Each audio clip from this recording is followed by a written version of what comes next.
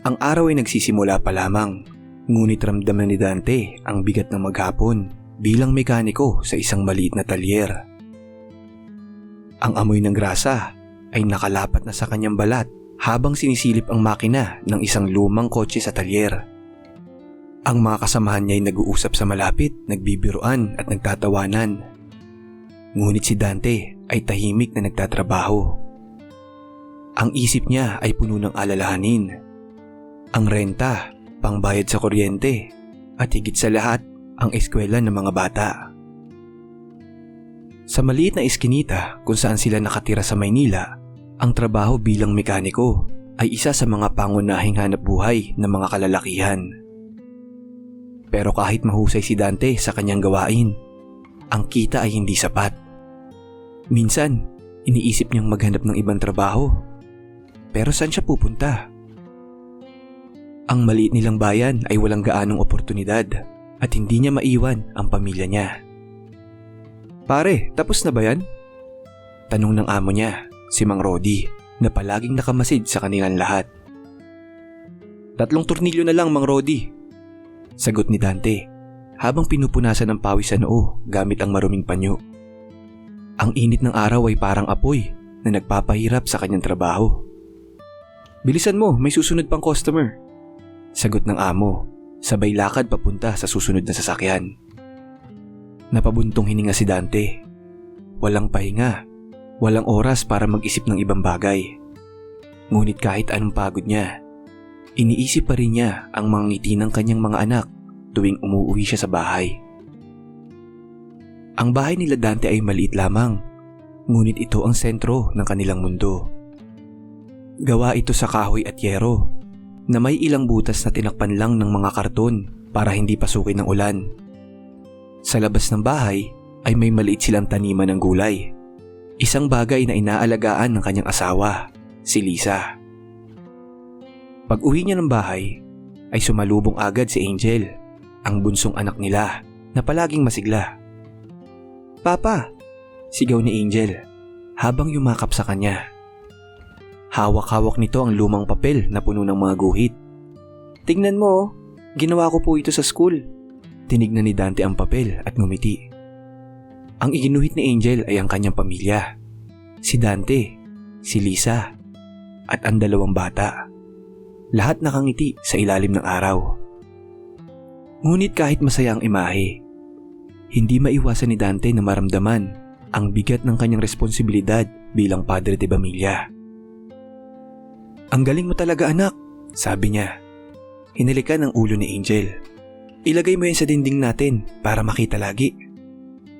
Habang nilalapag ni Dante ang kanyang bag, sumilip si Carlo mula sa kanilang maliit na mesa. "Pa, kailangan ko na po bayaran yung mga libro namin bukas," sabi ng kanyang panganay. At doon napahinto si Dante. Alam niyang wala siyang pera sa ngayon. Ang natira sa kanya ay maliit na halaga mula sa kanyang huling sahod. At yun ay nakalaan na sa iba pang bayarin. "Sige anak," sagot niya, pilit na ngumiti. "Gagawa ko ng paraan." Sa kanilang hapunan, nakahain ng isang simpleng ulam, ginisang gulay na may konting isda. Sanay na ang pamilya ni Dante sa ganitong klase ng hapunan. Sa kabila ng kakulangan, ang pagkain ay palaging sinasamahan ng mga kwento at ngiti. Ngunit sa gabing ito, tahimik ang lahat. Si Lisa, abala sa pagtutupi ng damit, ay napansin ang pananahimik ni Dante. "May iniisip ka ba?" tanong niya. Tinignan niya ang kanyang asawa. "Parang hindi ka mapakali." Napatingin si Dante sa kanya. Nag-aalangan kung sasabihin ba niya ang nasa isip niya. Wala naman," sagot niya. "Pagod lang ako siguro." Ngunit alam ni Lisa na hindi yun totoo. "Dante," sabi niya, hinawakan ng kanyang kamay. "Sabihin mo na sa akin, pareho nating dinadala ang problema ng pamilya natin." Hindi agad sumagot si Dante. Paano niya sasabihin sa asawa niya na iniisip niya subukan ang pagpasok sa kasino na inalok ng kanyang kaibigan na si Marco? Alam niyang tututol ito. Palaging sinasabi ni Lisa na ang sugal ay hindi solusyon sa problema.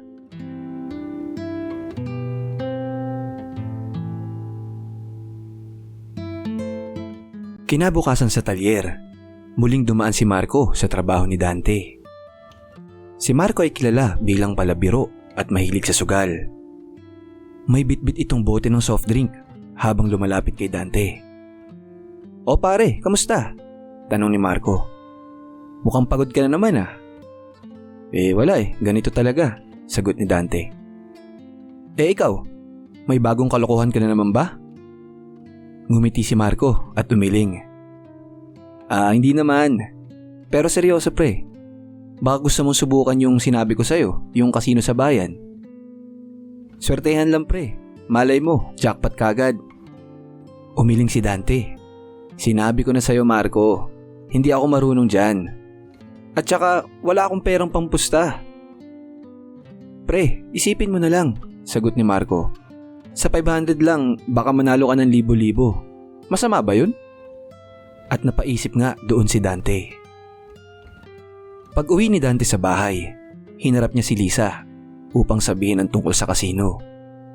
Hindi niya nais magsinungaling, ngunit alam niyang may hirapan siyang kumbinsihin ng kanyang asawa. Simula niya habang tahimik na tinutulungan ng asawa sa paghuhugas ng pinggan. May sinabi si Marco kanina eh." "Ano naman yun?" tanong ni Lisa. Bahagyang napakunot ang noo. "Yung tungkol dun sa kasino sa bayan?" sagot ni Dante. "Sabi niya, baka pwedeng subukan, malay mo swertehin tayo." Napahinto si Lisa at tumingin ng seryoso kay Dante. "Kasino? Dante, alam mo bang sugal yan? Hindi tayo yayaman sa ganyan. Mas malaki ang tsansa mong matalo kaysa manalo." "Alam ko," sagot ni Dante. "Pero iniisip ko lang, paano kung yun nga ang sagot sa mga problema natin?" Mariing umiling si Lisa. "Dante, huwag mong idaan sa sugal ang mga problema natin. Hindi mo kailangan isugal ang pera natin para lang sa tsansang manalo." Napatigil si Dante dun. Alam niyang tama si Lisa, ngunit ang ideya ng kasino ay hindi na maalis sa kanyang isipan. Sa bawat salita ni Marco, tila mas nagiging malinaw ang posibilidad na iyon ang sagot sa kanyang mga problema. Kinagabihan, habang natutulog na ang kanyang pamilya, palihim na kinuha ni Dante ang kaunting pera mula sa kanilang ipon. Tahimik siyang nagbihis at lumabas ng bahay. Bago siya umalis, sumilip siya sa kwarto at tinignan ang kanyang mga anak. Mahimbing na natutulog si Angel. Yakap-yakap ang isang lumang laruan. Si Carlo naman ay nakasandal sa pader. Hawak pa rin ang kanyang notebook. "Pasensya na," bulong ni Dante sa sarili. "Gagawin ko to para sa inyo." Lumabas siya ng bahay at naglakad papunta sa bayan. Dala ang maliit na halagang inilaan niya para sa sugal. Ang puso niya'y mabilis ang tibok, hindi dahil sa excitement, kundi dahil sa takot. Takot na baka mali na ang kanyang ginagawa.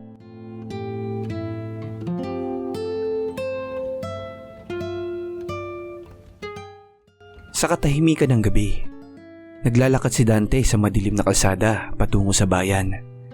Tila pinabibigat ng bawat hakbang niya ang kanyang dibdib. Ang kanyang kaliwang kamay ay nakayukom. Hawak ang pera na lihim niyang kinuha mula sa kanilang ipon. Sa kanyang isipan, paulit-ulit niyang inisip ang mga sinabi ni Marco. Malay mo pre, yun na ang solusyon sa lahat ng problema mo. Ngunit sa kabilang banda, naririnig din niya ang boses ni Lisa, ang kanyang asawa na nagbababala. Hindi solusyon ng sugal, Dante. Pilit niyang tinataboy ang alalahanin, ngunit ang kaba sa kanyang dibdib ay hindi maitatanggi. Pagpasok niya sa bayan, ang liwanag ng kasino ay sumalubong sa kanya. Ang matitingkad na kulay at kumikislap na ilaw ng gusali ay parang isang pangako. Isang pangakong magbabago ng kanyang buhay. Ang mga tunog ng makina, ang malalakas na tawanan, at ang masiglang tunog ng ruleta ay tila sumisigaw ng swerte. Ngunit sa ilalim ng lahat ng ito, Ramdam ni Dante ang tensyon. Hindi niya alam kung ano ang naghihintay para sa kanya. Pagpasok niya sa kasino, ramdam agad ni Dante ang kakaibang enerhiya. Ang sahig na marmol ay kumikislap sa ilalim ng mga chandelier, habang ang paligid ay puno ng mesa at mga makina. Ang mga tao sa kasino ay iba-iba. May mga mukhang sanay na sa lugar, nakasuot ng magagara, at may mga mukhang tulad niya, tila baguhan at kinakabahan. "Dante, andito ka rin pala!" sigaw ni Marco na agad siyang nilapitan. Halatang kanina pa ito naroroon, hawak ang isang baso ng alak habang nakangiti. "Oo pre," sagot ni Dante, bahagyang nag-aalangan. "Hindi ko nga rin alam kung bakit ako nandito eh." "Relax ka lang," sabi ni Marco, tapik-tapik ang kanyang balikat. "Ganito lang yan, pakinggan mo ako at siguradong may madadala kang malaki pag uwi mo." Hinatak ni Marco si Dante sa harap ng isang slot machine. "Dito tayo magsisimula. Simple lang pre. Maghulog ka lang ng pera, pindutin mo yung buton. Tapos ayun, hintayin mong magtugma-tugma ang mga simbolo." Napatingin si Dante sa makina. Kahit kinakabahan, kumuha siya ng 500 pesos mula sa kanyang bulsa. Hawak niya ito ng mahigpit. "Ito ba ang tamang gagawin ko?" tanong niya sa kanyang sarili. Ngunit naalala niya ang mga ngiti ni Angel at Carlo. Para to sa kanila, bulong niya habang ipinapasok ang pera sa makina. Pinindot niya ang buton. Umikot ang mga reel at nagsimula ng gumalaw ang mga simbolo. Lumabas ang 3 magkakaparehong prutas. Jackpot. Tumunog ang makina at sa screen ay lumabas ang 20,000 na premyo. Nanlaki ang mga mata ni Dante, habang si Marco naman ay halos tumalon sa tuwa. "Walang ya pre, nanalo ka ng 20,000,000. Sigaw ni Marco na halos hampasin na ang makina sa sobrang tuwa. Hindi makapaniwala si Dante. Ang 500 na kanyang puhunan ay naging 20,000 sa loob lamang ng ilang segundo. Sa puntong to, pakiramdam niya ay nawala ang lahat ng bigat sa kanyang dibdib. Hindi niya maiwasang umiti. Ganito palang pakiramdam ng panalo, bulong niya sa kanyang sarili. Habang hawak ang mga chips na nagkakahalaga ng 20,000, ramdam niya ang saya. Ngunit naroon pa rin ang pagnanais na humigit pa. "Ano pare, tama ako di ba? Pero baka gusto mo pang subukan ulit. Malay mo, mas malaki pa ang panalunan mo," sabi ni Marco. Kumikislap ang mga mata. Nag-isip si Dante. Sapat na yung 20,000 upang bayaran ng kanilang utang at makabili ng mga kailangan sa bahay. Pero naisip niya, kung kaya kong gawing 50,000 to o 100,000. Pero sumagi sa isip niya na kung kaya niyang gawing 50,000 o 100,000 ang kanyang panalo. Ang posibilidad ng mas malaking panalo ay humihila sa kanya. "Sige," sagot ni Dante, bahagyang nakangiti. Sumigaw ang dealer, "Place your bets." Nagtungo si Dante at naglagay ng 5,000 sa kulay pula. "Okay na yan pre, relax ka lang," sabi ni Marco habang umiinom ng alak. Habang umiikot ang gulong, ramdam ni Dante ang bilis ng tibok ng kanyang puso. At nang tumigil ito, tumama ang bola sa kulay pula. "Panalo ka pre, 10,000, sigaw ni Marco. Tumawa si Dante. Ang adrenaline ay tila nagmumula sa kanyang mga ugat. Ngunit hindi pa siya tapos. Iniligay niya ulit ang 10,000 sa kulay pula. Ngunit sa pagkakataong ito, tumigil ang bola sa itim. Talo. Bagamat natalo, hindi sumuko si Dante. Bumalik ulit siya sa slot machine, ang makina kung saan siya unang nanalo. Inilagay niya ang kalahati ng natitira niyang panalo at pinindot ang buton. Ang unang 2 ikot ay talo, ngunit sa ikatlong pagkakataon, tumigil ang makina sa 3 simbolo ng diamante. "Jackpot ulit!" sigaw ni Marco. Ang premyo, 50,000. Nanlaki ang mga mata ni Dante.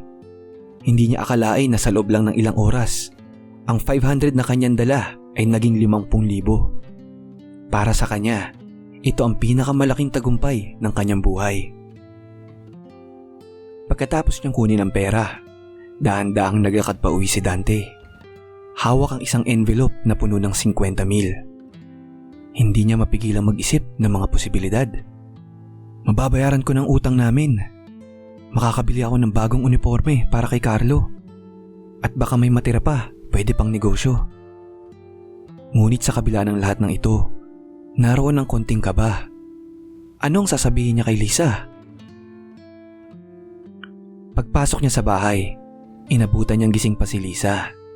Nakaupo sa sala, nakatitig sa kawalan. Dante, saan ka galing? Tanong ni Lisa, halatang nag-aalala.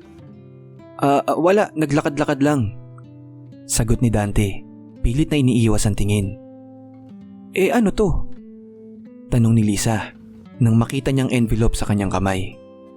At nang buksan niya ito, nanlaki ang kanyang mga mata. Saan galing to, Dante?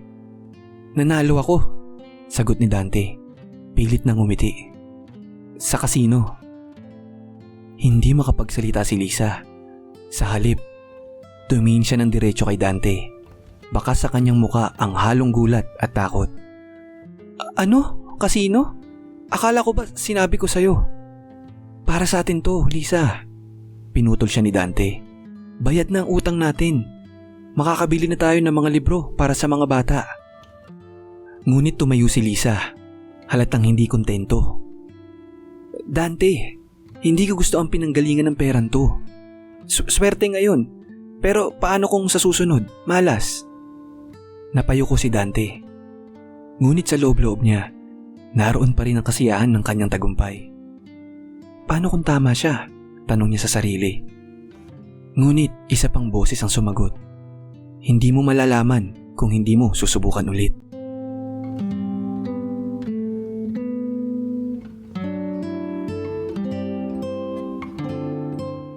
Makalipas ang ilang araw, matapos ang pag-uusap nila ni Lisa ng gabing iyon, ay nagkasunod-sunod ang panalo ni Dante sa kasino.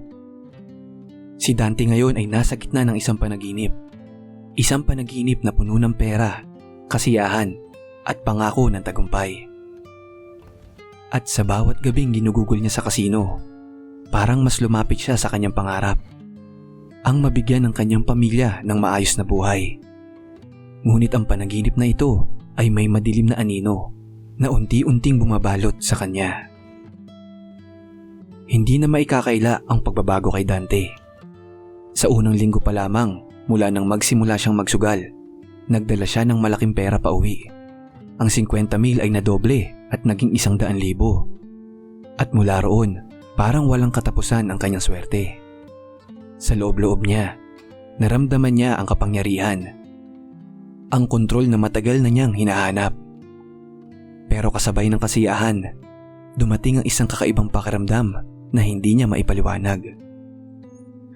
Sa tuwing nakakauwi siya mula sa kasino, sa halip na makaramdam ng kapanatagan ay tila may kulang. Ang adrenaline na dulot ng panalo ay hindi tumatagal. Kaya naman, sa sunod-sunod na gabi ay muli siyang bumabalik sa kasino. Pagpasok niya sa kasino ay bumabalot agad sa kanya ang masiglang tunog ng mga makina. Ang ilaw ng malalaking bumbilya na kumikislap sa marmol na sahig. Ang bawat sulok ng lugar ay puno ng kasiyahan, ngunit sa ilalim nito ay mayroong tensyon. Ang mga manlalaro sa mesa ay tila naglalaro ng higit pa sa pera. Parang nakataya na ang kanilang mga pangarap o mas masahol pa ang kanilang mga buhay. Dante, mukhang regular ka na dito ah, sigaw ni Marco. Naagad niyang sinalubong. Hawak nito ang isang baso ng alak habang nakangising nakatingin sa kanya. Ngumiti si Dante at tumango. Oo Marco, mukhang swerte pa rin ako. Tignan natin kung hanggang saan aabot ang swerte ko ngayong gabi. Lumapit si Dante sa isang poker table, kung saan may mga nakaupong mukhang eksperto na sa laro. Sa tabi niya, si Marco ay tahimik ngunit halatang excited para sa kaibigan. Okay ka lang ba dito pre? Tanong ni Marco. Mukhang seryoso yung mga tao dito. Hindi ako matatalo, sagot ni Dante, puno ng kumpiyansa. May plano ako. Naglabas siya ng 10,000 na chip at sumali sa laro. Ang unang round ay naging mabilis at sa kanyang unang pusta nanalo siya. Ang kanyang 10,000 ay naging 20,000. Ngunit hindi pa ron natapos. Sa pangalawang round, nagdoble ulit siya ng kanyang panalo. At sa ikatlong ikot nga, umabot ang panalo niya sa 50,000. Ang mga tao sa paligid ng mesa ay napansin ang kanyang swerte. Yung dealer nga mismo ay napailing habang inaabot ang kanyang panalo. "Ang galing mo, pre!" sigaw ni Marco habang pumapalakpak. "Tama ako, ikaw ang pinakaswerte dito." Ngumiti si Dante, ngunit sa kanyang loob, naroon pa rin ang kakaibang pakiramdam. Paano kaya kung hindi ito tumigil? Tanong niya sa sarili. Paano kung kaya ko pang gawing mas malaki to? At nagtuloy-tuloy nga si Marco. Sa tahanan, sa kabila ng kanyang tagumpay, unti-unting nararamdaman ni Lisa ang epekto ng pagsusugal kay Dante. Bihira na itong umuwi ng maaga at kapag nasa bahay, tila wala siya sa sarili. Isang gabi, habang nag-aayos ng hapunan, hinarap siya ni Liza. Dante, kailangan natin mag-usap. Sabi nito, halatang nagpipigil ng emosyon. Oh, ano na naman Lisa? Sagot ni Dante. Hindi na tinago ang pagkairita. O ano, hindi mo ba ito nakikita? Nagdadala ako ng pera sa bahay. Hindi mo ba ito gusto? Hindi pera ang problema, Dante, sagot ni Lisa. Ang problema ay ikaw. Hindi ka na namin halos nakikita. Yung mga bata, lagi kang hinahanap. At ako, natatakot ako kung saan ka dadalhin ang ginagawa mo. Napayo ko si Dante. Alam niyang may punto si Liza, ngunit hindi niya magawang tumigil. Sa kanyang isipan, iniisip niyang ginagawa niya ito para sa kanila. Ngunit sa kaloob-looban niya, alam niyang may ibang dahilan. Ginagawa niya ito dahil sa kasiyahang dulot. Isang kasiyahang hindi niya matatagpuan kahit saan pa. Sa mga sumunod na linggo, mas lumalim ang pagkalulong ni Dante. Ang 50,000 na panalo ay naging 100,000, 150,000 at hindi nga nagtagal, umabot na sa halos 300,000 ang kanyang pera. Ngunit habang lumalaki ang kanyang panalo, mas lumalaki rin ang kanyang pusta. Hindi na siya nakukontento sa maliit na halaga. Ang bawat laro ay mas nagiging mataas ang pusta, mas malaki din ang panganib. Isang gabi, habang naglalaro ng blackjack, inilagay niya ang 50,000 sa isang round pa lamang. Ang kanyang mga kamay ay bahagyang nanginginig habang tinitignan ng kanyang mga baraha. Nang baliktarin ng dealer ang cards, ay panalo si Dante. 100,000! Sigaw ni Marco, na tila mas masaya pa kay Dante. Ang lupit mo, pre! Sigaw ni Marco. Ngunit sa kabila ng panalo, naramdaman ni Dante ang kakaibang lungkot. Sa halip na kasiyahan, naramdaman niya ang isang hungkag na pakiramdam. Para bang kahit gaano kalaki ang kanyang mapanalunan, hindi nito napupunan ang kanyang hinahanap. Sa kabila ng mga babala ni Lisa at ng kaunting konsensya na nararamdaman niya, hindi na napigilan ni Dante ang kanyang sarili. Bawat panalo ay nagiging dahilan para bumalik siya sa kasino. Ang pera na dating iniisip niya na solusyon ay nagiging isang simbolo ng kanyang bagong pagkatao. Hindi na siya yung simpleng mekaniko na tahimik na nagtatrabaho para sa pamilya. Siya na si Dante, ang swerte sa kasino. Ngunit habang tumatagal, nagsisimula na rin maubos ang kanyang lakas. Ang mga gabi sa kasino ay mas nagiging mahaba. Ang mga laro ay mas nagiging mapanganib.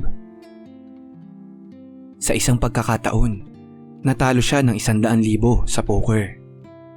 Ngunit sa halip na huminto, siya ay nagpatuloy pa rin. Kahit na ang mga pusta ay halos kalahati na lang ng kanyang pera. Isang gabi, umuwi si Dante ng madaling araw. Si Lisa ay gising pa rin, naghihintay sa sala. Dante, sabi ni Lisa. Ang boses ay puno ng galit at lungkot. Ano na bang nangyayari sa'yo? Huwag mo akong sisihin, Lisa, sagot ni Dante. Ginagawa ko to para sa inyo. Para sa amin? Tanong ni Lisa. Tumayo mula sa kanyang upuan. Hindi mo na kami halos nakikita. Ang mga anak mo, tinatanong kung nasan ka. At ako, natatakot na baka isang araw hindi ka na umuwi. Napayuko si Dante, ngunit hindi siya sumagot. Alam niyang tama si Lisa, ngunit hindi niya alam kung paano titigil. Ang pagsusugal ay hindi na para sa kanyang pamilya. Ito na ang nagiging buhay niya. Pagkatapos ng sunod-sunod na tagumpay, si Dante ay tila nasa rurok na ng kanyang buhay. Ang dating simpleng mekaniko, ngayon ay pakiramdam niya ay isang hari ng kasino. May kakayahang gawing pera ang swerte. Ngunit sa likod ng kanyang kumpiyansa, unti-unting bumubulong ang konsensya at takot. Dalawang damdaming pilit niyang binabaliwala. Isang gabi, nagpaalam si Dante kay Lisa na magpapahinga lamang sa labas matapos ang hapunan. Magpapahangin lang ako dito, mahal. Medyo mabigat ang ulo ko ngayon. Sabi niya, pilit na iniiwasan ng mata ng asawa. Napatingin si Lisa sa kanya, halatang nag-aalala. Dante, sana naman maglaan ka ng oras dito sa bahay. Si Carlo at Angel, hinahanap ka lagi. Alam ko, Lisa, gagawin ko yan. Pero bigyan mo muna ako ng konting panahon. Sagot ni Dante. Sinisikap niyang huwag ipakita ang tunay na balak. Hinaplos niya ang buhok ni Lisa sabay labas ng bahay. Ngunit sa halip na magpahinga, dumiretso si Dante sa kasino. Sa kanyang isipan, naroon ang iisang layunin, manalo ng mas malaki. Hawak niya ang 200,000 mula sa kanyang naunang mga panalo. Isang halagang pinaghirapan niyang buuin sa loob ng ilang linggong pagsusugal. Pagpasok niya sa kasino, bumungad sa kanya ang maraming ilaw at ingay ng lugar. Ang tunog ng mga slot machine, mga tawanan, ang usok ng sigarilyo at ang masisiglang boses ng dealer na tila musika sa kanyang pandinig. Sa bawat hakbang niya, para bang tinatawag siya ng swerte. Ang adrenaline sa kanyang katawan ay unti-unti nang tumataas. Dante, tamang-tama ang dating mo. Bati ni Marco, hawak ang isang baso ng alak. May malaking laro ngayon, sigurado kung kaya mo to. Ngumiti si Dante. Hindi ako aalis dito ng talo, Marco. Ito ang gabi na makakapagbabago ng buhay ko. Sa poker table, nakaupo ang mga seryosong manlalaro. Lahat ay mukhang bihasa. Ang chips na nakapatong sa mesa ay nagkakahalaga ng 100,000 at ang bawat galaw ay puno ng tensyon. Umupo si Dante. Inilapag ang mga chips na nagkakahalaga ng 50,000. Sa bawat ikot ng laro, nararamdaman niya ang bilis ng tibok ng kanyang puso. Sa unang ikot, nanalo siya ng 30,000. Sa ikalawa, nadagdagan pa ng 50,000. Ang mga audience sa paligid ay nagsisimulang mapansin ang kanyang swerte. Ang galing mo, sir, sabi ng isa sa mga manlalaro. Bihira akong makita ng ganitong klaseng swerte. Ngumiti si Dante. Pero sa loob niya, nararamdaman niyang hindi pa siya kontento. Kailangan ko pang itaas ang pusta. Mas malaki ang panganib, mas malaki ang premyo. Naisip niya. Sa ikalimang ikot, iniligay ni Dante ang 100,000. Halos kalahati ng kanyang dala. Ang kanyang mga kamay ay bahagyang nanginginig habang inaabot niya ang chips sa dealer. Sa bawat segundo ng laro, parang bumagal ang oras. At nang baliktarin ng dealer ang baraha, si Dante ay natigilan. Natalo siya. Pakiramdam niya ay parang may bumagsak na mabigat na bagay sa kanyang dibdib. Pero sa halip na umatras, nagdesisyon siyang magpusta ulit. Makakabawi ako. Hindi ako pwedeng matalo. Bulong niya sa kanyang sarili. Dumating ang isang round. 100,000 na lang ang natitira na hawak niya. Ipinasok niya ang natitirang 100,000 ito. Habang iniikot ng dealer ang baraha, hindi na niya maramdaman ang sarili niyang hininga. At nang matapos ang laro, isa na namang pagkatalo ang kanyang inabot. Tumigil si Dante, nakatitig sa kisame. Ang 200,000 na kanyang dala, ang perang pinaghirapan niyang buuin mula sa mga panalo, ay nawala sa isang iglap. Ang kasino, na dati puno ng liwanag at saya, ngayon ay tila napuno ng kadiliman. "Ano pare, okay ka lang?" tanong ni Marco habang kinakabahan. "Tama na siguro muna pre, pwede ka naman bumalik bukas." Ngunit hindi sumagot si Dante. Tahimik siyang tumayo, kinuha ang kanyang gamit at daang-daang naglakad palabas ng kasino. Pagdating sa bahay, nakita niyang bukas pa rin ang ilaw sa sala. Si Lisa ay nakaupo sa sofa, hawak ang isang tasa ng kape. Nang makita siya nito, agad itong tumayo. "Dante, bakit ngayon ka lang? Ano nangyari?" tanong ni Lisa, halatang nag-aalala. Hindi sumagot si Dante. Umupo siya sa mesa, nakatitig sa sahig. Ramdam ni Lisa ang bigat ng kanyang presensya. "Dante, natalo ka ba?" tanong ni Lisa. Ngunit halata sa kanyang boses na kinakabahan siya. Tumango lang si Dante, halos hindi nagawang magsalita. Ang simpleng pag-amin na yun ay parang isang kutsilyong tumarak sa puso ni Lisa. "Sabi ko na nga ba?" bulong nito, sabay upo sa tabi ng asawa. "Anong gagawin natin ngayon?" tanong ni Dante ng pabulong.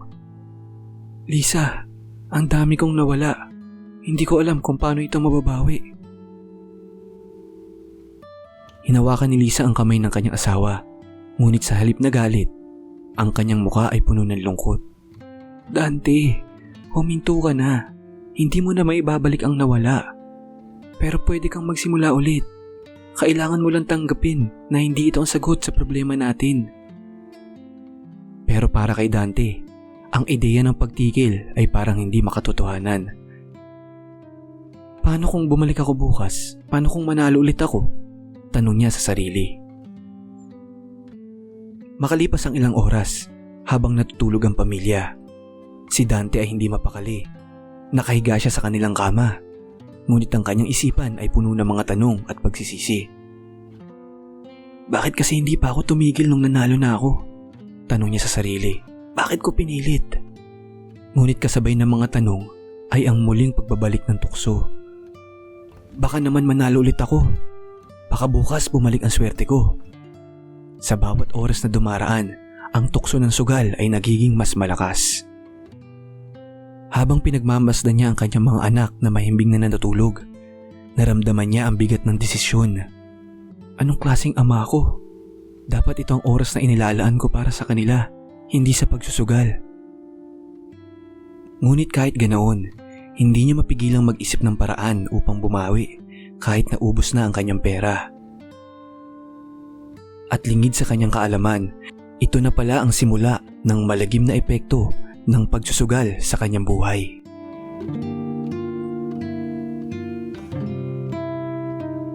Dahil nga naubos na ang mga panalo ni Dante, unti-unting bumalik sa normal ang takbo ng buhay niya bilang isang mekaniko.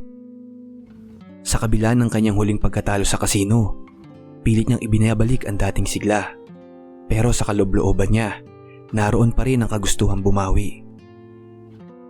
Hindi niya maalis sa isipan ang posibilidad na isang gabi na swerte lamang ang kailangan upang maibalik ang lahat ng nawala.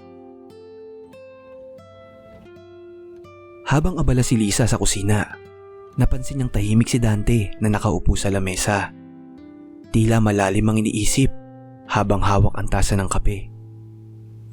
Hindi na niya kailangan pang magtanong upang malaman kung saan napunta ang isipan nito. "Dante," tawag ni Lisa habang abala sa paghuhugas ng plato. "Kanina ka pa tahimik ah. May iniisip ka na naman ba?" Bahagyang nagulat si Dante at tumingin kay Lisa. Pilit siyang umiti. Wala Lisa. Napapagod lang siguro ako sa trabaho." Napatingin si Lisa sa kanya, halatang hindi naniniwala.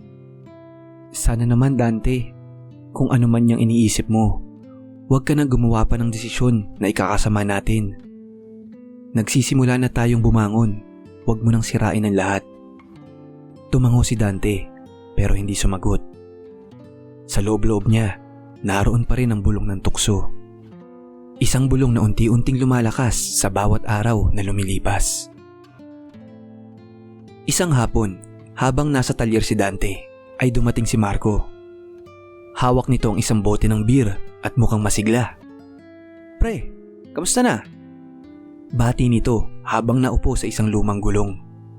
"O Marco, anong ginagawa mo dito?" Tanong ni Dante. Bahagyang nagulat ngunit natuwa rin sa pagbisita ng kaibigan. Wala, dumaan lang ako. Matagal na rin tayong hindi nakikita eh." Sagot ni Marco, sabay abot ng beer kay Dante. Umiling si Dante. Hindi na ako nainom pre. Ayoko nang dagdagan pa yung sakit ng ulo ko." Ngumisi si Marco, halatang hindi kumbinsido. "Aba Dante, ayos ah. Pero wag mo sabihing tinigilan mo na rin ang kasino. Dati ikaw ang hari doon." Natigilan si Dante. Sa loob-loob niya, naramdaman niya ang kirot ng kanyang huling pagkatalo. Tapos na yon Marco. Ayoko nang balikan pa." "Oh, talaga? O baka naman natatakot ka lang?" Tanong ni Marco, bahagyang nakangiti. "Pre, huwag kang mawala ng pag-asa. Isa ka sa pinakaswerte kong nakilala. Isang laro lang, kaya mong bawiin yung lahat."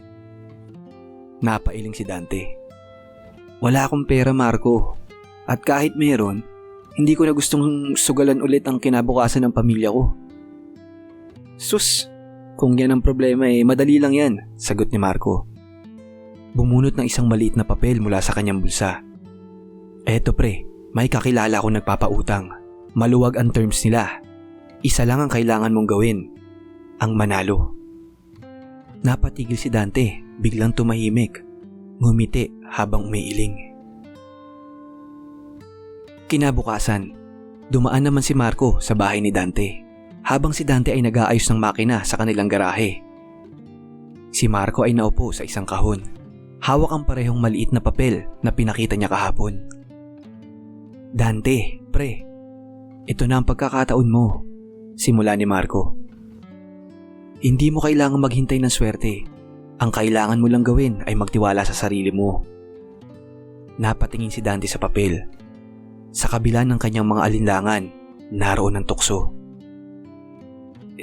Paano kung tama si Marco? Paano kung ito na ang pagkakataon ko? Pre, magkano ba ang pwede kong utangin?" Tanong ni Dante halos pabulong na. Ngumiti si Marco. "Pre, hanggang 500,000. Pero ikaw, magsimula ka ng 300,000 lang. Malaking pusta, malaking panalo." Napatingin si Dante sa kanilang bahay. Nakita niyang masaya si Angel, ang kanyang bunsong anak, habang naglalaro ng kanyang paboritong laruan. Sa isip niya, ginagawa niya ang lahat ng ito para sa kanila. Pero sa puso niya, alam niyang may halong sariling kagustuhan ang kanyang desisyon. Sige Marco," sagot ni Dante. "Gagawin ko, pero ito na ang huling beses." Kinabukasan, sa ilalim ng tirik na init ng araw, sinamahan ni Marco si Dante sa isang maliit na opisina sa gilid ng bayan. Ang lugar ay nasa isang makipot na eskinita, malayo sa mata ng karamihan. Ang paligid ay tahimik, ngunit ang tensyon sa hangin ay parang isang patalim na mahihiwa sa katahimikan. Ang pintuan ng opisina ay gawa sa bakal, at ang kalawang sa paligid nito ay nagpapahiwatig ng matagal ng operasyon ng mga nasa loob. Pagpasok nila, bumungad ang isang maliit na kwarto na puno ng usok ng sigarilyo. Sa gitna, nakaupo ang isang lalaking nasa edad 40. Nakasuot ng itim at tila isang taong sanay na sa ganitong uri ng negosasyon. Sa tabi ng lamesa, may nakasalansan na mga pera na parang walang halaga para sa kanila. Tumayo si Marco sa likuran ni Dante, tila nagsisilbing tagapagtulak sa kanya upang magpatuloy. "Dante, tama ba?" tanong ng lalaki. Ang kanyang malamig na boses ay sumingit sa kabuuan ng silid. Tinignan niya si Dante mula ulo hanggang paa. Sinuri ang kanyang pagkatao. "Oo, ako nga," sagot ni Dante. Pinipilit ang sarili na huwag magpakita ng takot. Pero sa loob-loob niya, ang kanyang dibdib ay parang pinupunit sa kaba. "Magkano kailangan mo?" tanong ng lalaki. Diretsahan at walang anumang emosyon sa boses. 300,000, sagot ni Dante. Halos hindi makatingin ng diretso. Ang halagang yun ay parang napakalaki sa kanya dati. Pero ngayon, para itong huling pagkakataon niya upang bumangon mula sa pagkakadapa. Kinuha ng lalaki ang papel mula sa drawer at inilagay ito sa harap ni Dante. 2 linggo, 30% interest. Kung hindi mo mababayaran sa tamang oras, alam mo na kung ano mangyayari. Nilagdaan ni Dante ang dokumento. Ang kanyang mga kamay ay bahagyang nanginginig habang hawak ang ballpen. Sa bawat letra na kanyang isinusulat, pakiramdam niya ay lumiliit ang kanyang mundo. Nang matapos niyang pirmahan ng kontrata, kinuha ng lalaki ang pera mula sa drawer at iniabot ito kay Dante. Isang makapal na bungkos ng salapi na parang mas mabigat pa kaysa sa kaya niyang buhatin. Ito ang pera mo, sabi ng lalaki, sabay tapik sa lamesa. Siguraduhin mong hindi ka mabibigo Nakatayo si Dante, hawak ang bag ng pera. Ngunit ang bigat nito ay tila hindi lamang pisikal.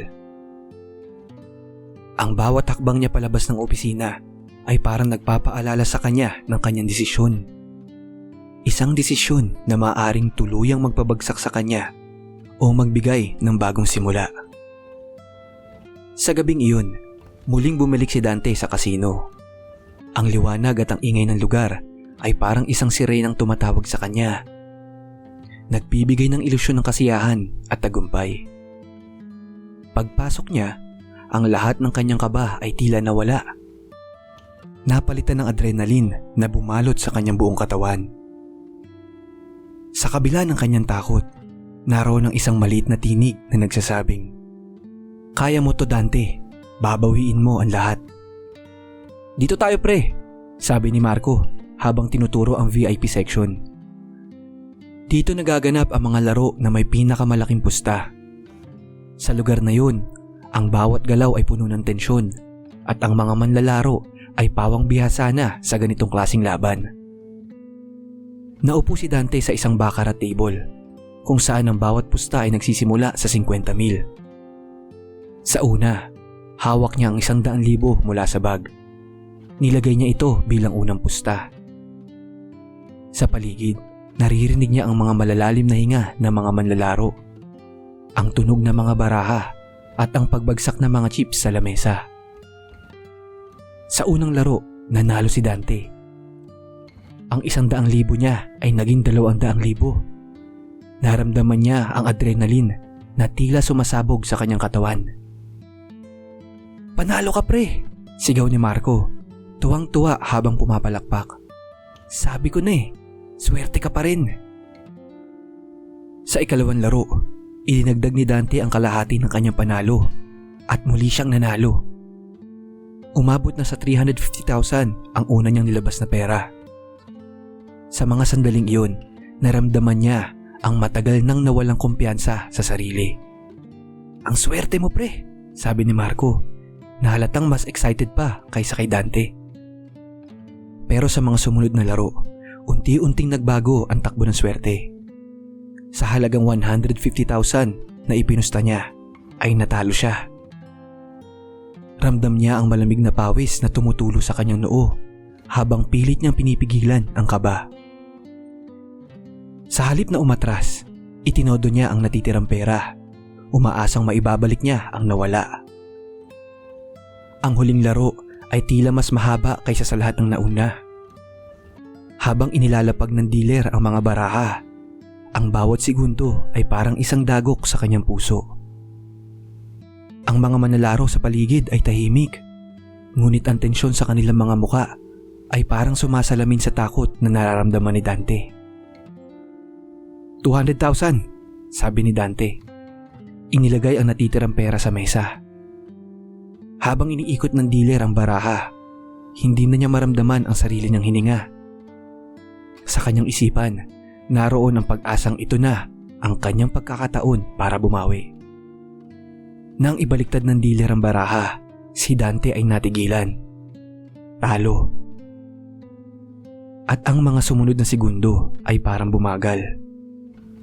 Ang tunog ng baraha na ibinalik sa mesa, ang ingay ng mga tao sa paligid, ang liwanag ng mga ilaw, lahat ng ito ay parang nawalan ng kahulugan.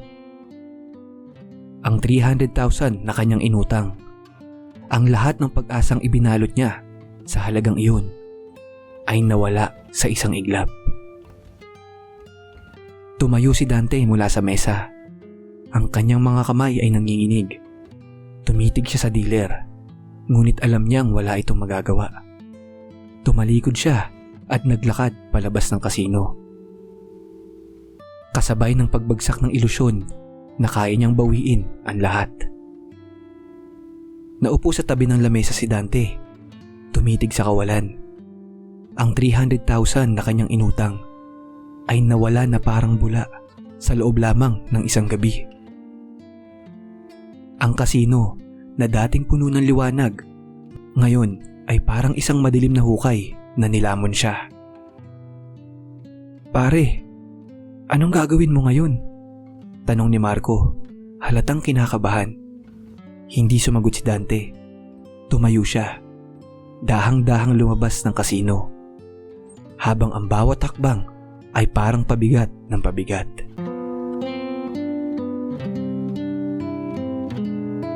Pagdating ni Dante sa bahay, nakita niya si Lisa na nakaupo sa lumang sofa sa sala. Ang kanyang ulo ay bahagyang nakatungo. Hawak ang kanilang maliit na notebook na punong-puno ng listahan ng bayarin. Sa tabi niya ay ang mga bills na overdue na, at ang mga maliliit na bag ni na Carlo at Angel na nakahilera sa isang tabi. Tila naghihintay na maisama kung saan man. Pagbukas ng pinto, tumingala si Lisa. Ang mga mata niya ay pagod at punong-puno ng lungkot. "Dante!" tawag niya. Ang boses ay malamig at puno ng alalahanin. Tumayo siya mula sa sofa at tumingin ng diretso sa asawa. "Ano, saan ka na naman galing?" Hindi agad nakasagot si Dante. Tumigil siya sa gitna ng sala at sa loob-loob niya, alam niyang oras na upang sabihin ang lahat. Hindi na niya kayang itago pa ang bigat ng kanyang pagkakamali. Kailangan niyang malaman ng totoo. Bulong niya sa sarili. "Lisa," simula niya, ngunit parang natuyo ang kanyang lalamunan. Lisa, kailangan natin mag-usap." Napakunot ng noo si Lisa. "Bakit? Anong ibig mo sabihin? Ano na naman to, Dante?" tanong niya. Ngayon ay halatang may halong kaba at galit sa boses. "Lahat ng pera natin," sagot ni Dante. Pilit na binubuo ang tapang upang magpatuloy. "Lahat ng iniipon natin, nawala na." "Ano? Paano nawala? Hindi ba sinabi ko sa'yo na huwag ka nang bumalik sa kasino?" Napataas ang boses ni Lisa at ramdam na ramdam ang galit na matagal na niyang kinikimkim. "Nangutang ako," inamin to ni Dante nang halos pabulong lang. Hindi niya magawang tumingin ng diretso sa kanyang asawa. 300,000 kay Marco. May kakilala siyang nagpapautang. Natigilan si Lisa. Ang mga salitang iyon ay parang punyal na tumama sa kanyang puso. "Ano? 300,000? Tanong niya, halos hindi makapaniwala. "Dante, anong iniisip mo? Alam mo bang hindi natin kayang bayaran yan? Anong gagawin natin ngayon?" "Lisa, akala ko kasi kaya kong manalo ulit." Paliwanag ni Dante. Ang boses ay nanginginig. "Akala ko isang laro lang, mababawi ko ang lahat. Pero hindi yun ang nangyari. Natalo ako. Wala na ang pera. At meron pa tayong utang ngayon." Hindi na napigilan pa ni Lisa ang kanyang emosyon. Bumuhos ang kanyang luha. Napaatras siya. Hinawakan ang kanyang noo habang ang kanyang mga mata ay napuno ng luha. "Dante, bakit mo ginawa to? Bakit mo isinugal ang kinabukasan ng pamilya natin? Hindi mo man lang ba kami naisip?" "Lisa, sorry," sagot ni Dante. Halos hindi na marinig ang sariling boses. "Hindi ko gustong umabot tayo sa ganito. Hindi ko alam kung paano ko mababawi ito lahat." Dumaan ang mga araw. at ang buhay sa bahay ay tila naging mabigat. Hindi na mapigilan ng tensyon sa pagitan ni Dante at Lisa. Tahimik ang mga hapunan at ang mga bata ay nagtatanong kung bakit palagi nag-aaway ang kanilang magulang. Sa tuwing dumarating ang mga nagpapautang, natataranta si Lisa. Pilit na nilalayo ang mga bata sa gulo. Isang araw, habang nag-aayos ng labada si Lisa sa labas ng bahay, may kumatok ng malakas sa kanilang pinto. Nang buksan ni Dante, 3 malalaking lalaki ang sumalubong sa kanya. Ang kanilang mga mata ay matalim at ang kanilang presensya ay nakakatakot. "Dante," sabi ng isa sa kanila. Ang boses ay malamig at walang emosyon. "2 linggo na ang lumipas. Nasaan na ang 300,000 kasamang interes?" "Bigyan niyo po ako ng konting panahon," sagot ni Dante, pilit na nagmamakaawa. "Maghahanap po ako ng paraan, babayaran ko kayo." "Wala na kaming panahon, Dante," sagot ng lalaki. "Kung hindi mo mababayaran sa loob ng 3 araw, alam mo na kung ano mangyayari." Tumalikod ang mga lalaki at umalis. Ngunit ang kanilang banta ay parang nag-iwan ng mabigat na ulap sa kanilang bahay. Pumasok si Dante sa loob, ngunit ang kanyang mga mata ay hindi maiwasang mapunta kay Lisa. Nakita niya itong nakatayo sa may pintuan, tahimik na nanonood. Ang muka ay puno ng lungkot at pag-aalala. Kinagabihan, nang patulog na ang mga bata, lumapit si Lisa kay Dante sa sala. Naupo siya sa tabi ng asawa, ngunit sa halip na magalit, ang boses niya ay malambot ngunit puno ng lungkot. "Dante," simula niya, "hindi na natin kaya pang magpatuloy ng ganito. Hindi ko na kayang makita ang mga bata na natatakot sa tuwing may kumakatok sa pinto. Hindi na ito ang buhay para sa kanila." "Lisa," sagot ni Dante. Ngunit naputol siya nang hawakan ni Lisa ang kanyang kamay. "Huwag ka na magpaliwanag," sabi ni Lisa. Ang mga mata ay namumugto mula sa pag-iyak. "Hindi kita sinisisi, pero kailangan nating gumawa ng desisyon para sa pamilya natin." Napayo ko si Dante. Alam niyang tama si Lisa, ngunit ang bigat ng sitwasyong ito ay parang hindi niya kayang dalhin mag-isa. "Anong gusto mong gawin, Lisa?" tanong niya halos pabulong na. "Uuwi kami ng mga bata sa probinsya," sagot ni Lisa ng diretsahan. "Hindi na ligtas para sa amin dito. Sa probinsya, kasama si Mama, mas tahimik, mas maayos. Doon ko sila kayang alagaan." Napatingin si Dante kay Lisa. Ang kanyang mga mata ay puno ng sakit. "Lisa, hindi niyo kailangang umalis. Kaya kong ayusin to. May trabaho pa ako, magtitiis tayo dito." Umiling si Lisa. Ang kanyang mga luha ay muling pumatak. "Dante, ilang beses mo nang sinabing kaya mo. Ilang beses na ako naniwala. Pero anong nangyari? Mas lalo lang tayong nalubog sa problema. Hindi ko pwedeng hintayin pa ang pagbabago mo habang ang mga bata ang nagsasakripisyo." "Lisa, hindi ko kaya nang wala kayo," sagot ni Dante. Ang boses ay garalgal. "Hindi ko alam kung paano ko magsisimula ulit." Hinawakan ni Lisa ang kamay ni Dante. "Dante, mahal kita. Pero kailangan mong hanapin ang sarili mo. Hindi kita iiwan. Pero hindi ko rin pwedeng isugal ang kinabukasan ng mga anak natin. Kapag handa ka na, kapag naayos mo na ang lahat, babalik kami." Kinagabihan, habang tahimik ang bahay, si Dante ay nanatiling nakaupo sa sala, tulala at walang masabi. Sa kabilang kwarto, naririnig niya ang mga halakhak ng kanyang mga anak habang kausap si Lisa. Ang mga tunog na iyon, na dati nagbibigay sa kanya ng saya, ngayon ay parang isang paalala ng lahat ng kanyang pagkukulang. Paglabas ni Lisa mula sa kwarto, tumingin siya kay Dante. "Dante, ayusin mo ang sarili mo. Para sa atin, para sa mga bata." Tumingin si Dante sa asawa at sa unang pagkakataon, naramdaman niya ang bigat ng responsibilidad na kailangan niyang harapin. Tumango siya, kahit alam niyang hindi magiging madali ang susunod na mga araw.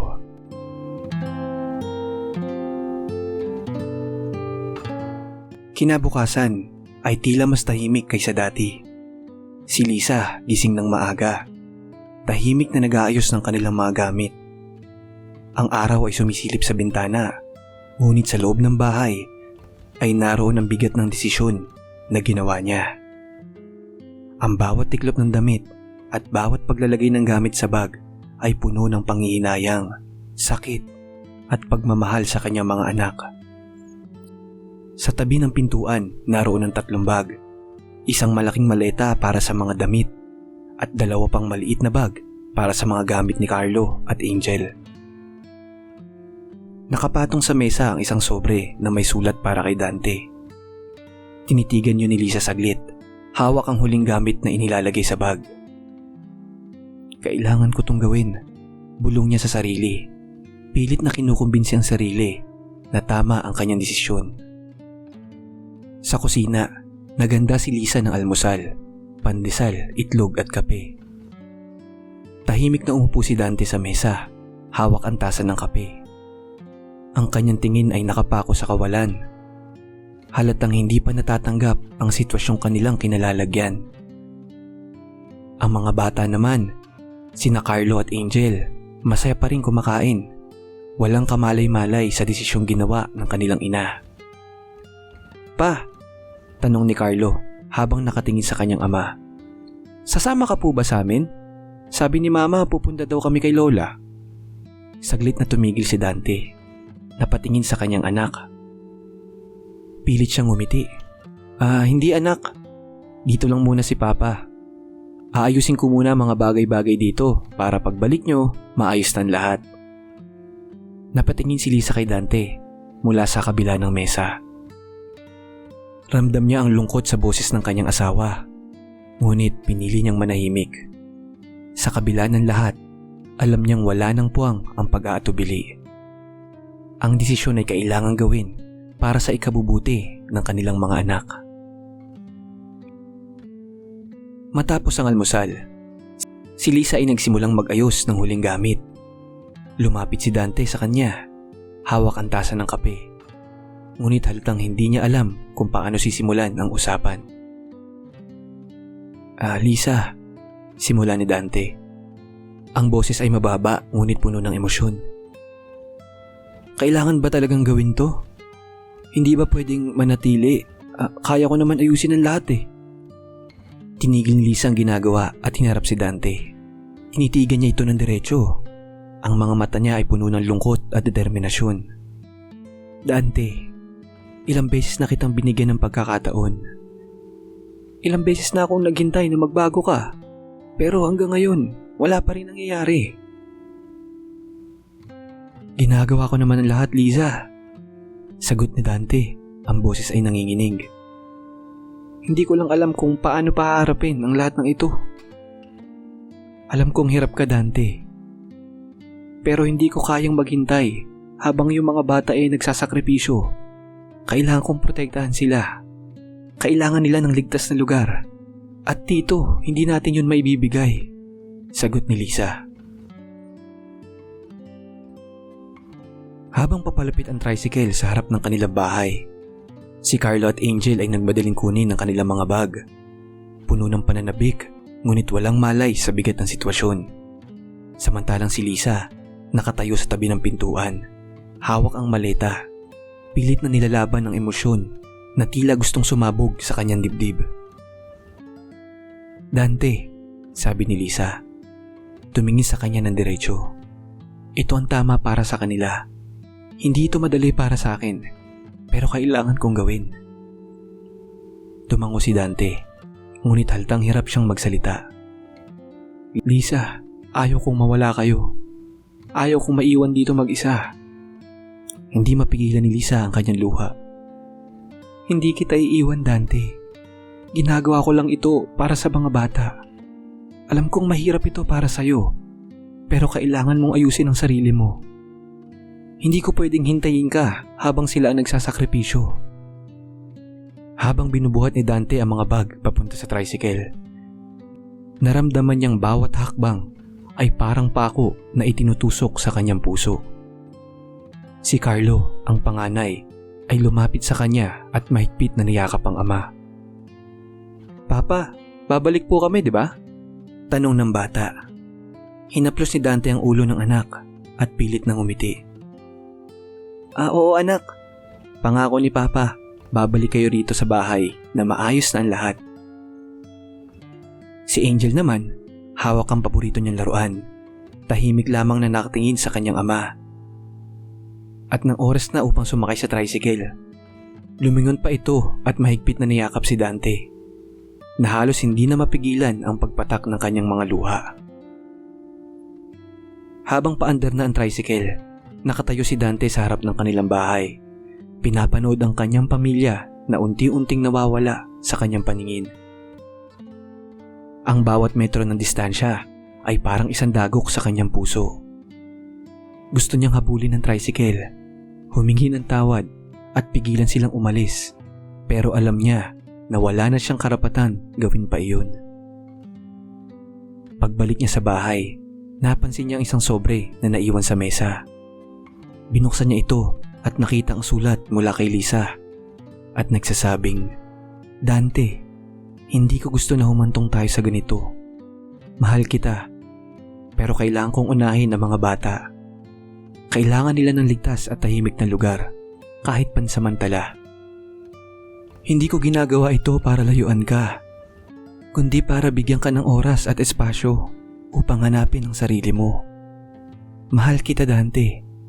Naniniwala pa rin akong kaya mong magbago.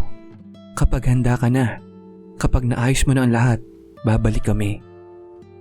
Pero sa ngayon, kailangan mong hanapin ang mga pagkakamali mo at ituwid ang mga ito. Para sa atin, para sa mga bata. Mahal ka namin, Liza." Nang matapos basahin ang liham, napaupo si Dante sa sofa. Hawak ang papel na tila isang paalala ng lahat ng kanyang pagkukulang. Ang mga luhang matagal na niyang pinipigilan ay tuluyang bumagsak at sa unang pagkakataon, naramdaman niyang ito na ang pinakamababang punto ng kanyang buhay. Kinagabihan, tahimik si Dante sa kanilang sala, nakatitig sa kawalan. Sa paligid niya, ang bahay ay tila mas malaki kaysa dati, ngunit mas malamig at mas tahimik. Naririnig niya ang kaunting tunog ng mga sasakyan sa labas, ngunit sa loob ng bahay, ang katahimikan ay tila sumisingaw. Naaalala niya ang mga araw na masaya sila bilang isang pamilya. Ang pagtawa ni Carlo at Angel habang naglalaro sa sala, ang pag-awit ni Lisa habang naguhugas ng pinggan, at ang mga gabi ng simpleng hapunan na puno ng pagmamahal. Ngayon, lahat ng iyon ay parang alaala na lamang. Paano ko ito hinayaan mangyari? Bulong niya sa sarili. Ang kanyang mga kamay ay nakayukom at ang kanyang puso ay puno ng panghihinayang.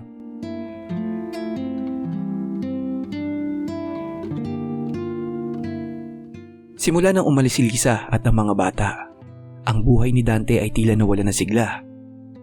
Ngunit sa kabila ng bigat ng kanyang kalungkutan, napagdesisyonan niyang gamitin ang panahon na ito upang ituwid ang kanyang mga pagkakamali. Sa unang linggo ng kanyang pag-iisa, nagsimula si Dante na baguhin ang kanyang mga nakagawian. Maaga siyang gumigising, iniiwasan niya ang pag-upo ng matagal sa sala na dati niyang ginagawa upang magmuni-muni tungkol sa mga pagkatalo. Sa halip, sinubukan niyang maging mas aktibo sa kanyang trabaho. Sa talyer, nagboboluntaryo siyang kumuha ng dagdag gawain, kahit na hindi ito nangangahulugan ng dagdag na bayad. Pinili niyang manatili sa trabaho hanggang gabi upang maiwasan ang mga tukso sa labas. Ang bawat pag-aayos ng makina ay naging isang paraan niya upang mawala ang bigat ng kanyang iniisip. Dante, butit masipag ka ngayon. Biro ng kanyang katrabaho na si Edgar. Dati lagi kang nasa cellphone o wala sa sarili. Ano nangyari? Gusto ko lang bumawi, Edgar, sagot ni Dante. Pilit nang umiti. Maraming nasayang na oras, kailangan kong seryosohin to. Isang hapon, habang pauwi si Dante mula sa talyer, bigla siyang sinalubong ni Marco sa kalsada. Nakangisi ito at hawak ang isang bote ng beer. "Oy pre, kamusta?" Bati ni Marco. "Ang tagal mo nang hindi nagpapakita sa tambayan ah." Wala na akong oras para doon, Marco. Marami akong kailangang ayusin eh." Sagot ni Dante habang patuloy na naglalakad. "Pare, relax ka muna. Mukhang masyado mong dinidibdib yung mga nangyayari eh. Alam mo, may paraan pa para bumawi," sabi ni Marco. Sabay hila kay Dante sa gilid ng kalsada. "Kilala ko pa rin yung mga nagpapautang. Isang laro lang, mababawi mo lahat."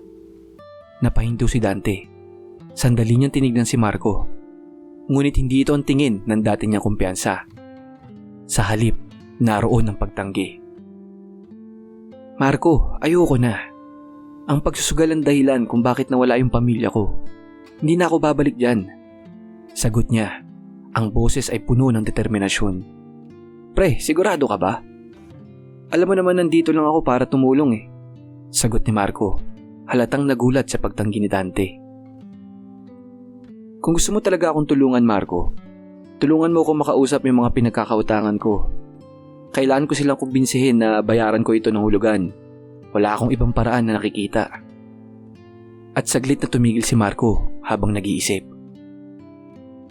Paglipas ng ilang araw, sa tulong ni Marco, nagkaroon ng pagkakataon si Dante makausap ang mga kolektor upang makiusap tungkol sa kanyang utang. Ang lugar ng kanilang tagpuan ay isang maliit at madilim na opisina sa gilid ng isang lumang gusali. Ang amoy ng sigarilyo ay sumisingaw sa hangin at ang mga kolektor ay nakaupo sa isang lamesa. Tinitignan si Dante na parang isang taong walang pag-asang magbayad.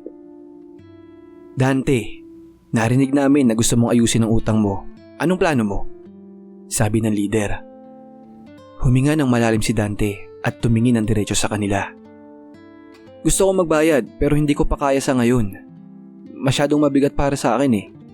Nagtatrabaho ko sa talyer pero hindi sapat yung kinikita ko para mabayaran agad kayo." Tumawa ang isang kolektor pero pinatahimik agad siya ng leader. "Ilang beses na kaming nakarinig ng ganyang mga salita. Paano namin malalaman na hindi ka tatakbo pagkatapos nito?" "Hindi ako tatakbo," sagot ni Dante.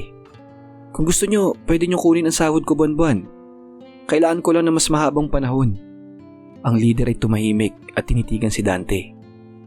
Tila sinusukat ang sinseridad nito. "O sige, 3 buwan. Bibigyan kita ng 3 buwan. Hindi namin pwedeng gawing mas mahaba pa dyan. Negosyo to, Dante." Napansin ni Marco na bumibigat ang sitwasyon. Tumayo siya mula sa kanyang kinaupuan at humarap sa kolektor. "Boss," sabi niya, nang may boses ng paggalang, "pwede ba nating gawin ng 1 taon ang pagbabayad niya? Mas mahaba ang panahon, masigurado kayo na mababayaran niya. Kung pilitin niyo siyang magbayad sa 3 buwan, wala rin kayong makukuha dahil wala talaga siyang maibibigay eh." Tumingin ang leader kay Marco, halatang hindi siya kumbinsido. "Ano? 1 taon? Masyadong mahaba. Hindi kami charity, Marco." "Alam kong hindi kayo charity," sagot ni Marco. "Pero si Dante, handa siyang magsakripisyo para mabayaran kayo. Alam niyo kung gaano siya kagaling na mekaniko, di ba? Bibigyan ko pa siya ng trabaho na pwedeng magdagdag sa kita niya. Gagawin namin ang lahat para siguraduhin mabayaran lang kayo." Tahimik na pinag-isipan ng leader ang sinabi ni Marco. Matapos ang ilang minutong tensyon, tumango ito. "O sige, bibigyan ka namin ng 1 taon, Dante.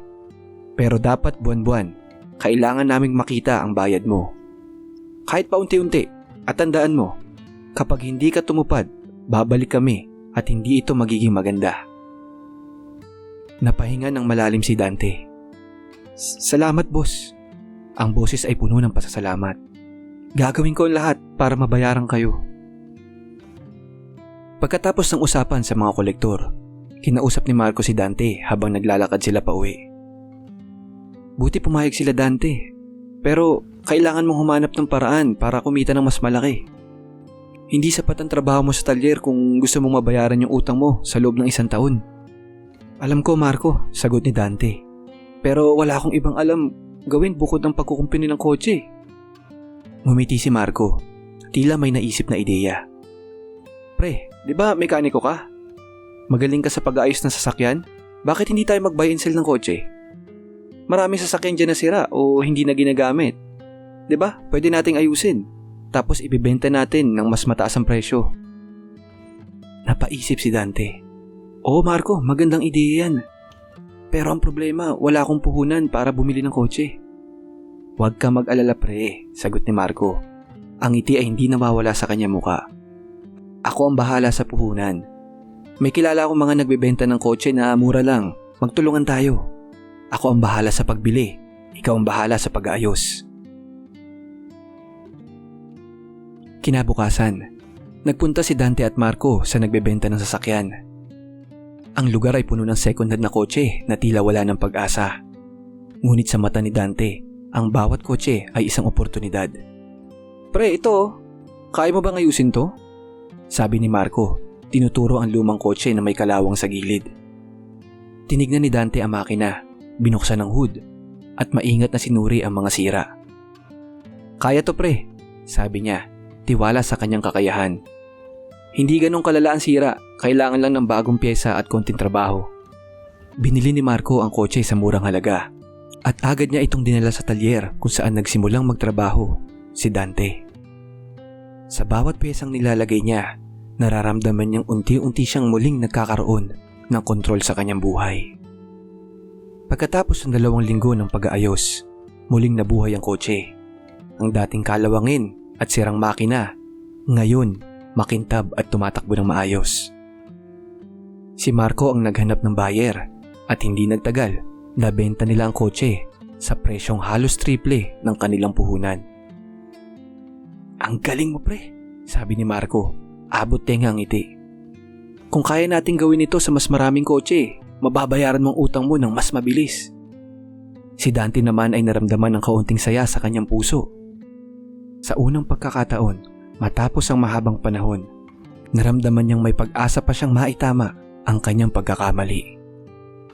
Habang tumatagal, naging mas maayos ang sistema nila Marco at Dante sa buy and sell ng kotse.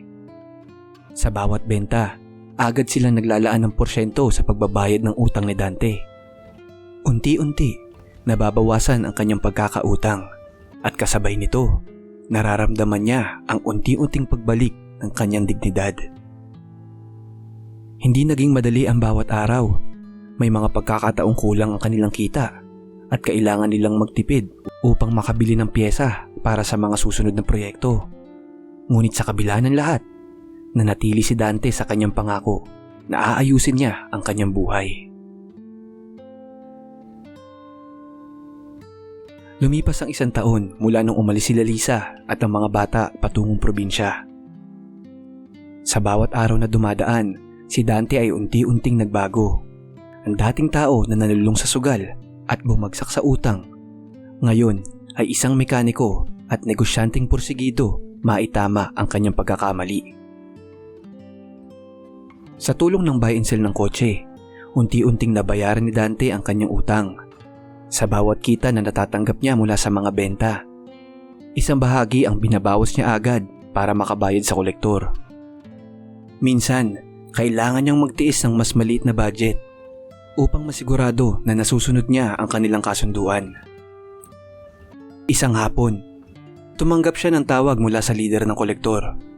Dante, bayad ka na. Malinis na ang pangalan mo, sabi ng leader. Ang boses ay mas magaan na ngayon. Pasensya na sa lahat ng nangyari. Magandang diskarte ang ginawa mo. Hindi lahat ay tulad mo na nagbabayad ng ganito kaayos. Salamat boss. Hindi ko magagawa to kung hindi dahil sa tulong ni Marco at sa tiwala nyo na kaya ko magbayad. Sagot ni Dante. Ang boses ay puno ng pasasalamat. Pagkatapos ng tawag, naupo si Dante sa tabi ng kanyang mesa sa talyer. Napapikit at huminga ng malalim.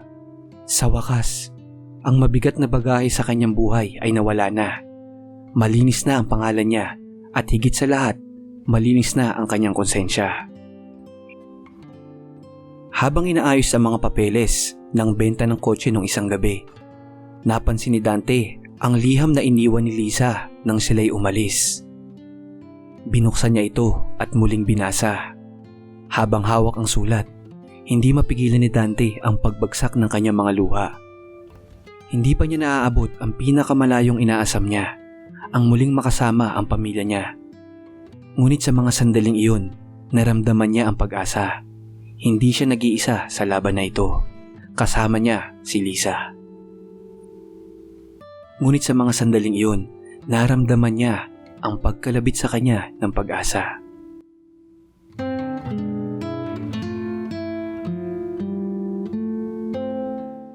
Lumipas pa ang ilang mga buwan. Sa kabila ng kawalan ng kanyang pamilya sa tabi niya, patuloy siya nagsumikap. Hindi madali ang mag-isa. Walang halakhak na mga bata. Walang masarap na luto ni Liza. At wala ang saya ng kanilang simpleng pamilya. Pero sa bawat araw, unti-unti niyang nararamdaman na kahit mag-isa siya, nasa tamang landas na siya ngayon. Naging abala si Dante sa buy and sell ng mga kotse. Natutunan niya mula kay Marco ang tamang paraan ng paghahanap ng mga sasakyan na pwedeng ibenta ng may malaking kita. Ang proseso ay hindi naging madali. Ngunit dahil sa kanyang husay bilang mekaniko, nagawa niyang gawing kapaki-pakinabang ang bawat sasakyang kanyang hinahawakan. Tuwing Sabado, dumadalaw si Dante sa online marketplace upang maghanap ng murang sasakyan. Karaniwan, ang mga ito ay siraang makina o kalawangin na ang katawan. Kung ito ay tatakbo ulit, sabi niya sa sarili, kikita tayo. Sa bawat kotse na binibili niya, inuuna ni Dante ang pagsusuri sa makina. Sinisigurado niya na kapag naayos na ang kotse ay kikita sila ni Marco. Si Marco naman ang naging katuwang niya sa paghahanap ng mga kliyente. Ginagamit nila ang Facebook o mga social media upang ipromote ang kanilang mga sasakyan. 30% ng kita ay diretso nang nilalaan ni Dante para sa pagbabayad ng iba pang mga utang. Isang araw, matapos mabenta ang isang kotse, tinanong siya ni Marco, "Dante, sigurado ka bang gusto mong ituloy to? Kahit tapos na yung malaki mong utang?" "Oo," sagot ni Dante. Ang boses ay puno ng kumpiyansa. "Hindi na to tungkol sa pera lang, Marco. Masarap ang pakiramdam na kumikita tayo sa tamang paraan." Sa kabila ng tagumpay ng pagbabuy and sell, hindi pa rin nalilimutan ni Dante ang kanyang pamilya. Patuloy siya nagpapadala ng pera sa probinsya para kina Lisa at mga bata. Ang bawat padala ay sinasamahan niya ng mensahe at patuloy naman sila nag-uusap sa video call at nagchat-chat din. "Papa, salamat po sa bagong sapatos. Sabi ni Mama, pinaghirapan mo raw ito. Sana makapunta ka na rin dito." Ang mga salitang iyon ang nagbigay kay Dante ng lakas sa kabila ng kanyang pagod. Kahit na hindi pa niya kasama ang kanyang pamilya, alam niya ang bawat hakbang na ginagawa niya ay para sa kanila. Nagpatuloy si Dante sa kanyang trabaho sa talyer at bukod sa pagbabuy and sell, nagsimula rin siyang magturo ng mga basic car maintenance sa mga kabataan sa kanilang lugar. Gusto niyang ipasa ang kaalamang meron siya upang matulungan ang ibang mga kabataan magkaroon ng trabaho. At dito na nga umikot ang mundo ni Dante pagkatapos ng pagsubok sa buhay niya. Isang araw, habang nagdi-deliver ng pyesa para sa isang kliyente, napadaan si Dante sa harap ng kasino na minsang naging bahagi ng kanyang buhay. Tumigil siya saglit, bumaba sa kanyang motorsiklo at tumitig sa engranding pintuan. Ang mga kumikislap na ilaw at ang musika sa loob nito ay tila humihila sa kanya pabalik. Ngunit hindi na si Dante ang dating Dante. Tumayo siya roon ng ilang minuto. Inisip ang lahat ng nawala sa kanya dahil sa lugar na yon. Ang kanyang pera, ang tiwala ng pamilya niya, at halos ang kanyang sarili.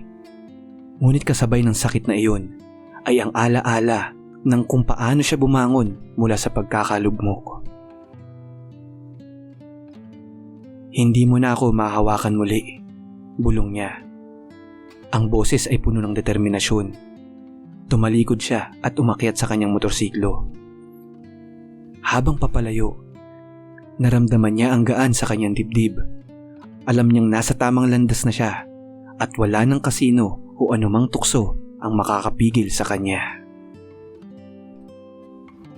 At yan ang istorya ni Dante at kung paano siya bumangon mula sa pagkakalugmok sa sugal. Ang buhay ay hindi laging madali, ngunit ang tamang desisyon at determinasyon ay magdadala sa iyo sa tamang landas. Si Dante, na minsang nalugmok sa bisyo at pagkakamali, ay naging halimbawa ng muling pagbangon. Kahit wala pa ang kanyang pamilya sa tabi niya, nasa tamang direksyon na siya at alam niya na darating ang araw na muling mabubuo ang kanilang buhay.